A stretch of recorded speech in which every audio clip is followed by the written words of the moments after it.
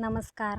माझा गॅस संपलेला आहे म्हणून मी तो चुलीवर स्वयंपाक करते आणि मला पटपट आवरून सगळी कामं मला रानात जायचं होतं म्हणून मी असे बटाटे अर्धे चिरून घेतलेत आणि ते आता मी चुलीवर डायरेक्ट ठेवणार नाही तर कुकर काळा होते त्यामुळे मी ते तवा ठेवून तव्यावर मी कुकर ठेवलेला आहे. आणि तुम्हाला हे कसं वाटलं नक्की कमेंटमध्ये सांगा.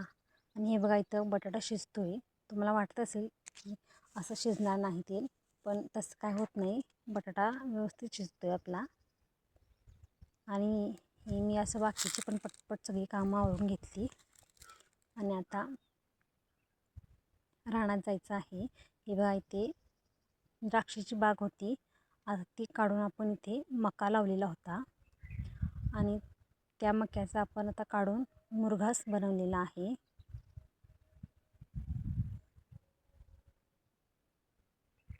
आणि इथे थोडंसं ठेवलेलं आहे घालण्यासाठी. आणि हे बघा इथं मुरघास बॅगा भरलेल्या आहेत. आणि आता आपण हे बघा इथं तुम्ही बघा ह्याचं काम झालेलं आहे. आता याच्यामध्ये फक्त आता शेंडं मारण्यासाठी तयार झालेलं आहे. हे आलेलं आहे आता शेंड मारायला. हे बघा इथं आपलं अजून काम बाकी आहे राहिलेलं. हे आता आपल्याला पटकन ह्याचं करून घ्यायचं आहे काम. हे बघा इथं असं काढायचं असतं, ह्याला विरळणी असं म्हणतात. हे आपल्याला करून घ्यायचं असतं आणि ह्याच्यानंतर मग आपल्याला शेंडं मारायचं असतं. हे बघा इतक्या लवकर आपल्याला घड आलेलं आहे ते त्याच्यामध्ये काढीला.